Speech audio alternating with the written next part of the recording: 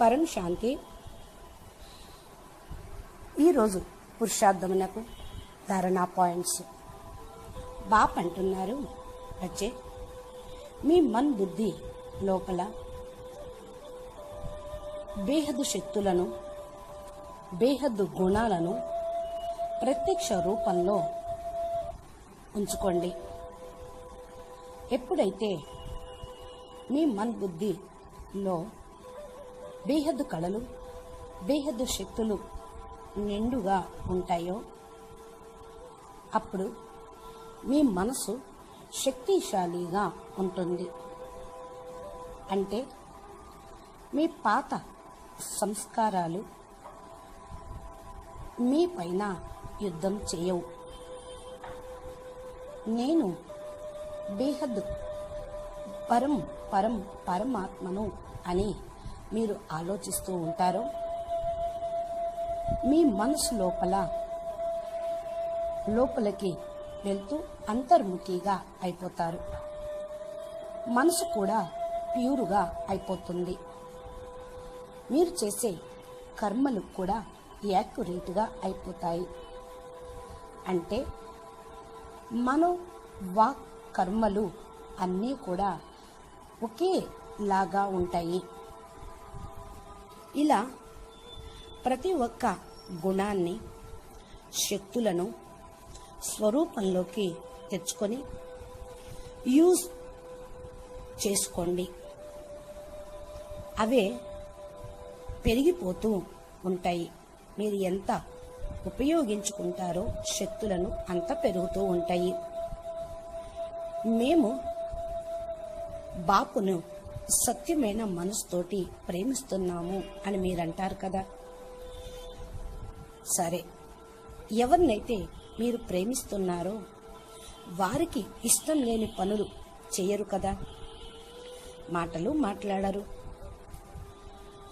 ప్రపంచంలో వాళ్ళు కూడా ఇలాగే ఆలోచిస్తారు. కనుక మీరు బేహద్దు పిల్లలు, బేహద్దు జ్ఞానులు.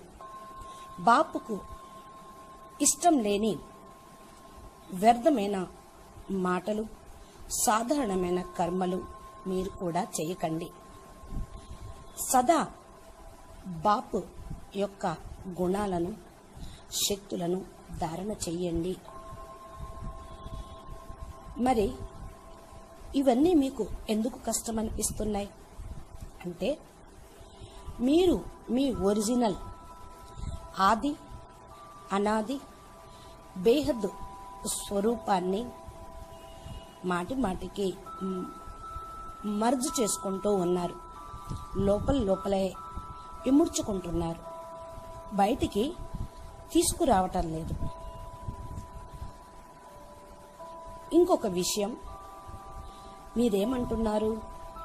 మా యొక్క తనువు, మనసు, ధనము, సంబంధ, సంపర్కము, కర్మలు, లెక్కాచారాలు, లోపాలు, బలహీనతలు అన్నీ బాపుకి ఇచ్చేశాము అనే కదా.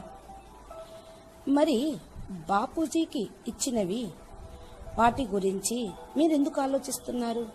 బాపుకి ఇచ్చిన వాటిని గురించి మీరెందుకు ఆలోచిస్తున్నారు? మీరు గనక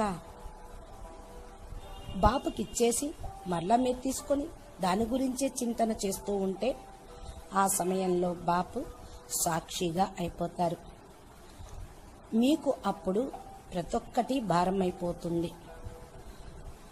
మరలా ముందు ఉన్న స్టేజ్ని తిరిగి పొందుటకు చాలా పురుషార్థం చేయాల్సి వస్తుంది.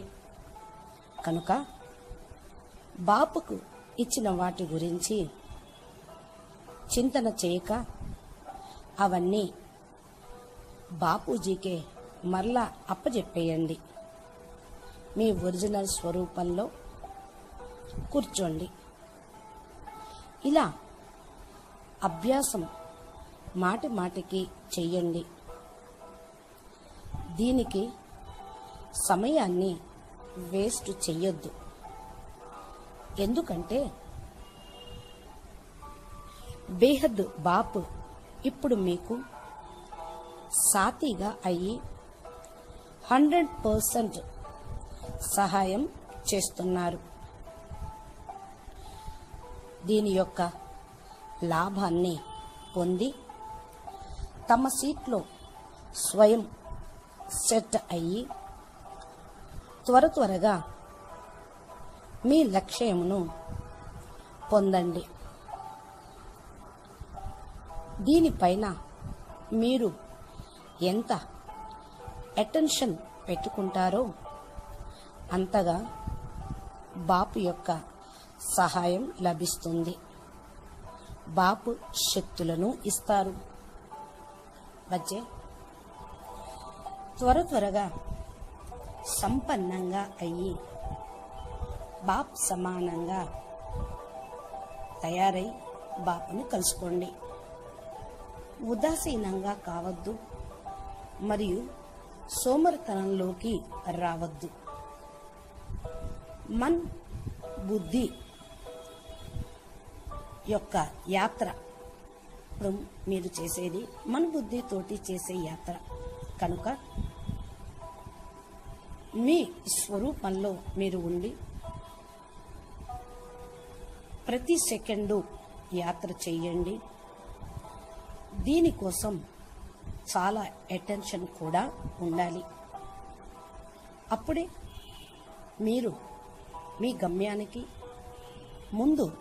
ముందుగానే చేరుకోగలుగుతారు. అచ్చా, పరం శాంతి. నమస్తే.